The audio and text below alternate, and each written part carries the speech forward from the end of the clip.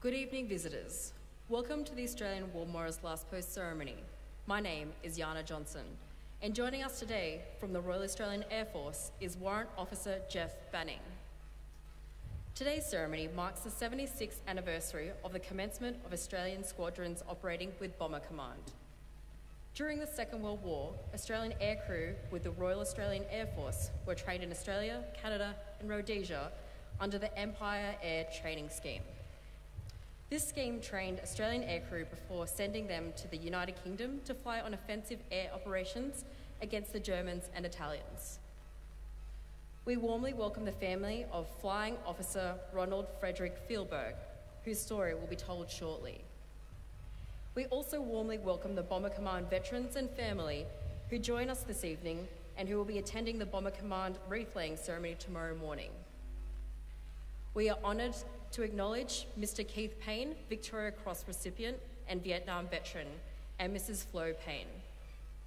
We welcome the veterans who have served, those that are still serving, and the families that support them.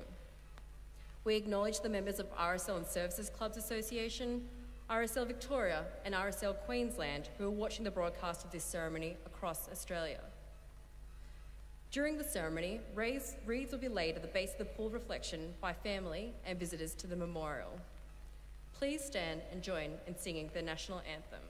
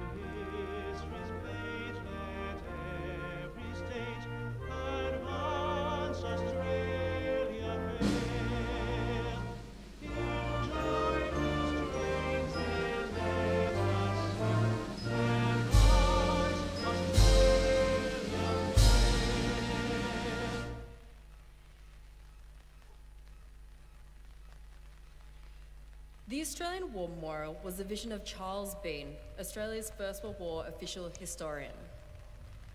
Bean landed with the Australian troops on Gallipoli and stayed with them at the front through to the end of the war. The idea of this national memorial and museum came to him at Pozières, France, in the depths of the bloody fighting of 1916. Bean's idea was that this would be a place where families and friends could mourn loved ones buried in faraway places.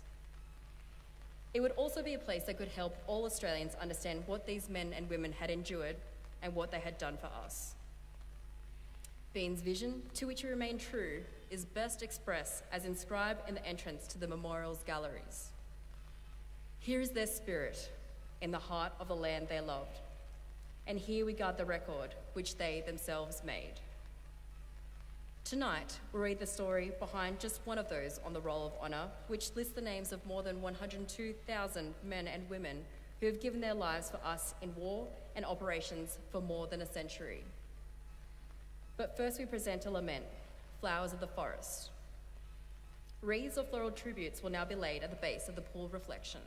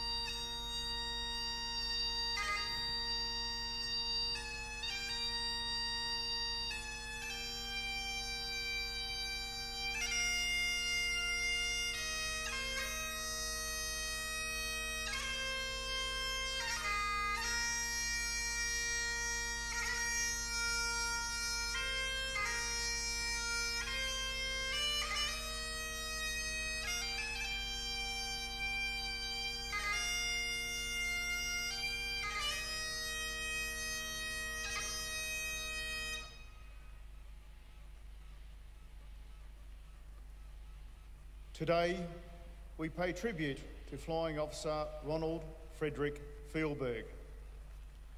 Born in the Sydney suburb of Drummoyne on the 17th of May 1917, Ronald Feilberg was the eldest child of Carl and Mary Feilberg. Young Ronald was an active sportsman. As he grew up, he also became skilled at handling a motorbike, spending many weekends on motorbike adventures with like-minded friends. Completing his education, he became a qualified accountant and was employed by the Drummoyne Municipal Council as a cashier and works costing clerk. When the Second World War began, he had served for 3 years in the 2nd Division's Signals of the Militia.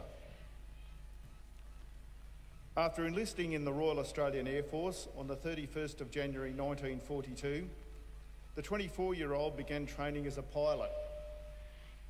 On the 19th of August that year, he left Sydney, destined for overseas service. As part of the Empire Air Training Scheme, Wilson was one of almost 27,500 RAF pilots, navigators, wireless operators, gunners and engineers who throughout the course of the war joined squadrons based in Britain. Before arriving in Britain, Feilberg spent several months undertaking specialist training in Canada before returning to Britain. While he was in Canada, he borrowed money from his family in order to go to America on leave. In Chicago, he made a voice recording on a lacquered disc in which he described to his family the tall buildings, the theatre he had been to the previous night, and the silk stockings he had purchased for his sisters. This recording has been restored and is now held at the Australian War Memorial. On the 24th of November 1944, Feilberg was posted to number 466 Squadron, Royal Australian Air Force. As part of the Royal Air Force's Bomber Command, 466 Squadron was equipped with the 4-engined Handley Page Halifax heavy bombers. On the 22nd of December 1944, Feilberg was piloting a Halifax during a raid on the German transport hub at Bingen in the Rhineland. During the approach to the target, Feilberg's Halifax suffered engine failure. Continuing at a reduced airspeed, Feilberg's Halifax successfully attacked the target before turning for home. After a German night fighter attacked the straggling Halifax, Feilberg held together the badly damaged aircraft and ordered his crew to bail out. His 5 Australian and 1 British crewmate all parachuted safely. They were captured and spent the rest of the war as prisoners of war. The aircraft crashed near the foot of a heavily wooded and steep slope near the village of Winterspelt in Germany, close to the borders with Luxembourg and Belgium. When the wreck was found by American troops in February 1945, Feilberg's body was buried in the temporary United States military cemetery at Foy, near the town of Bastogne in Belgium. He was later reburied in the British and Commonwealth War Cemetery at Hotten in Belgium. In 2013 and again in 2015, members of Feilberg's family and surviving members of 466 Squadron returned to the site of the crash to hold a commemorative service and to lay a wreath by the tree where Feilberg's body was found. Ronald Feilberg's name is listed on the Roll of Honour to my left, among more than 40,000 Australians who died while serving in the Second World War. His photograph is displayed beside the pool of reflection. This is but one of the many stories of service and sacrifice told here at the Australian War Memorial. We now remember Flying Officer Ronald Frederick Feilberg, who gave his life for us, for our freedoms, and in the hope of a better world.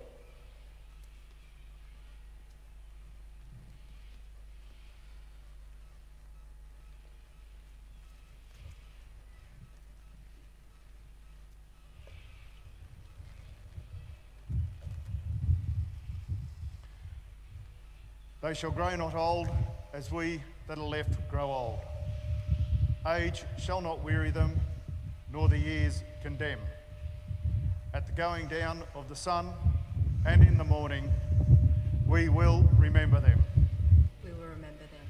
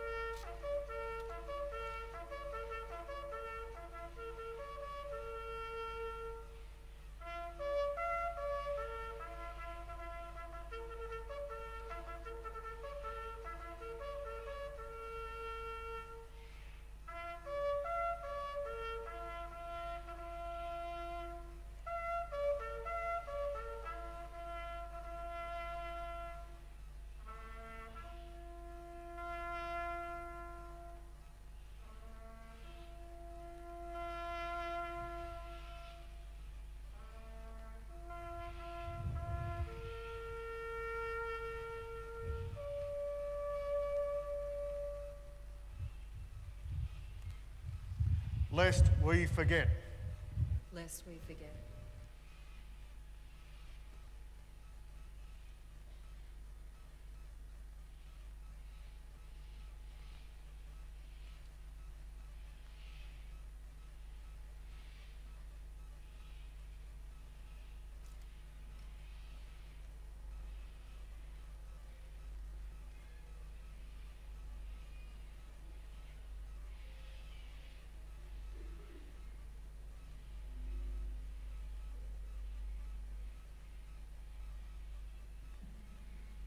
We leave you this evening with the words of the memorial's founder, Charles Bean.